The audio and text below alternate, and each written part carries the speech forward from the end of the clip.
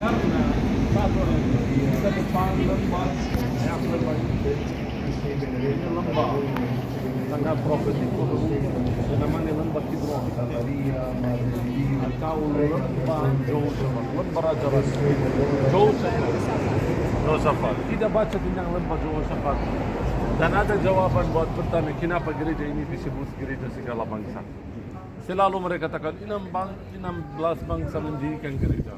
Ini bukan alasan kenapa gereja disebut gereja segala bangsa. Jawabnya dalam ayat ini. Baca Yoel pasal 3 ayat 1 sampai 3. Yoel pasal 3. Yalah ibu yang baca.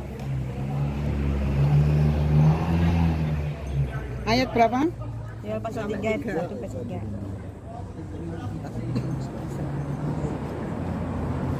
Apa tadi? Yoel.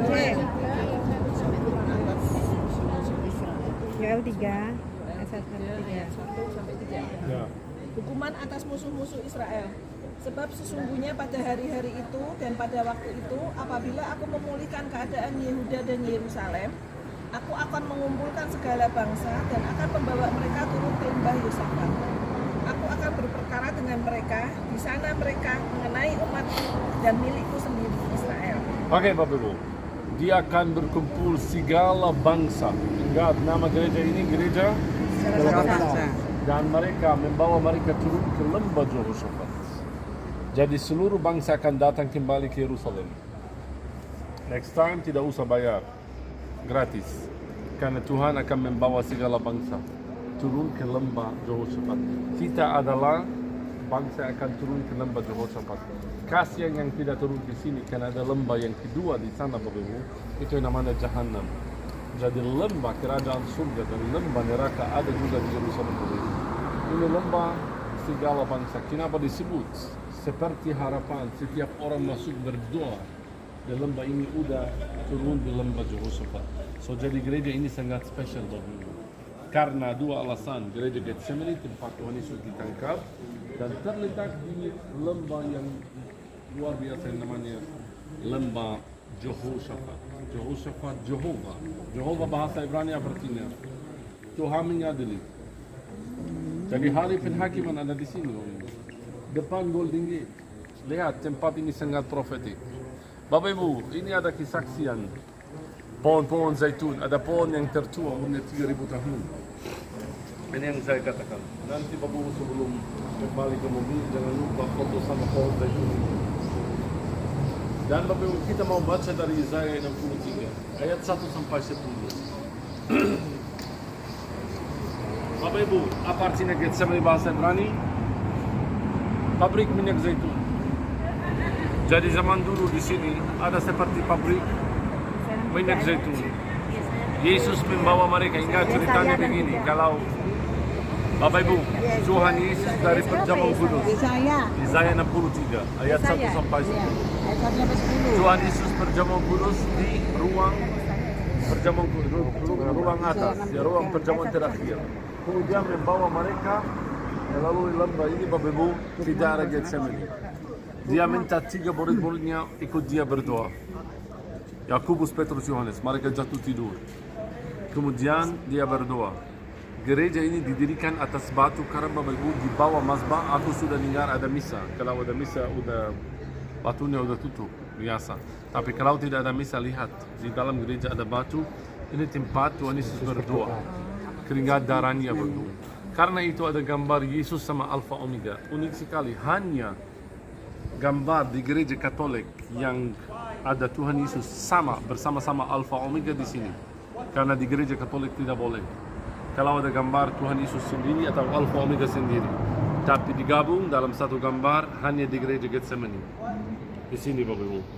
Dan kemudian mereka datang di antara ini yang namanya kebun atau Getsemani Garden Bapak Ibu. Tuhan Yesus ditangkap di antara pohon-pohon zaitun ini. Dan cuma satu pohon zaitun yang masih hidup. Ada dua, ada satu 2500 tahun tapi ini yang paling tua. 3000 tahun di hadapan di bawah Tuhan Yesus disiksa di bawah dua jalan Jehoshaphat atau Bapak Ibu Kidron di mana di rumahnya Kayafas.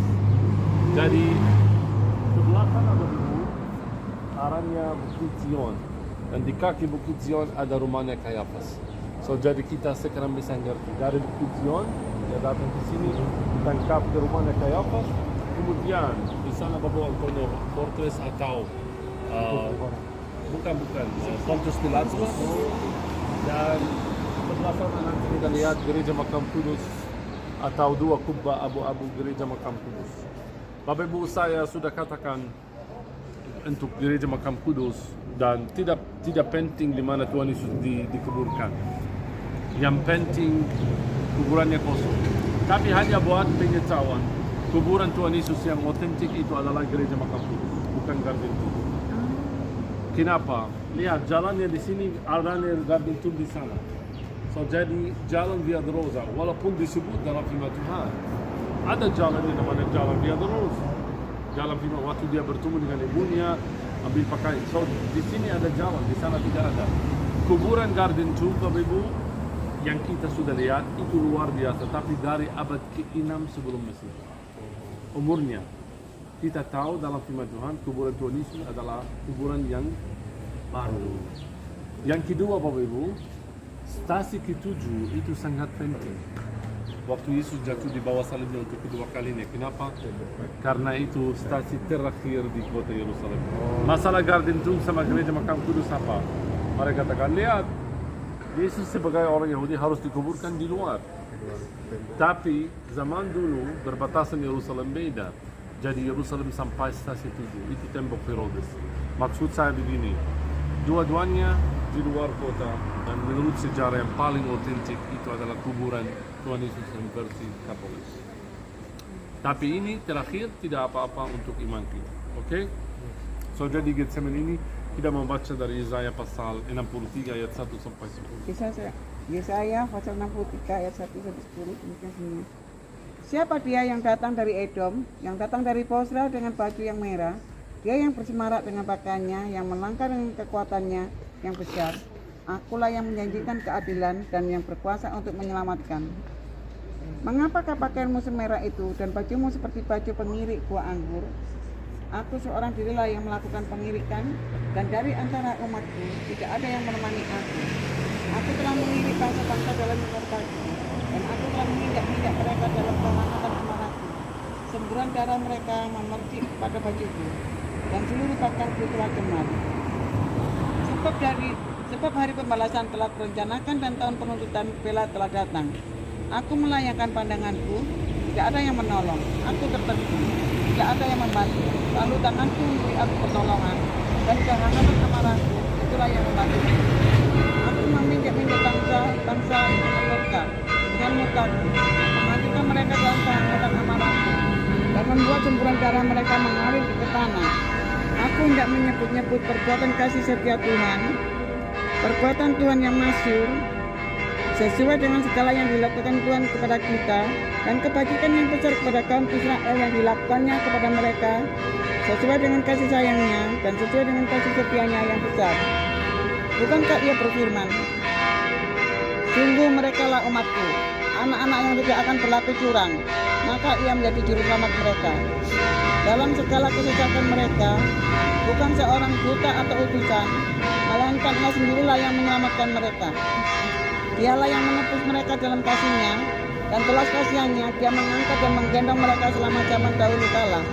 Tetapi mereka memberontak dan mendukakan Roh Kudus-Nya, maka ia berubah menjadi musuh mereka, dan ia sendiri berperang melawan mereka. Amin. Oke Bapak Ibu, kita masuk gereja untuk berdoa.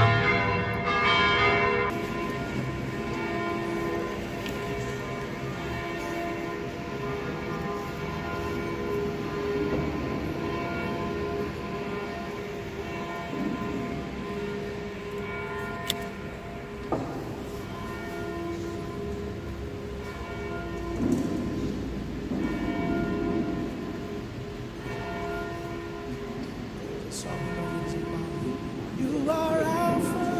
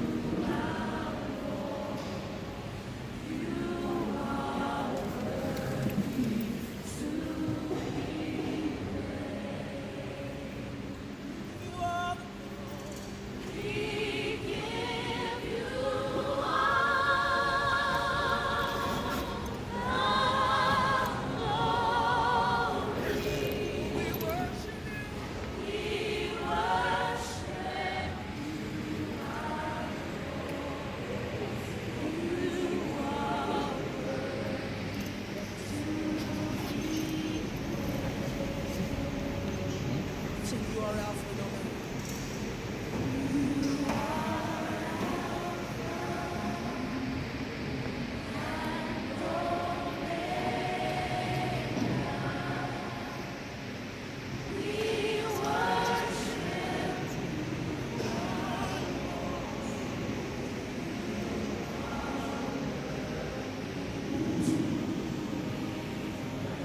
We give you all, we give you all, we give you all, we give you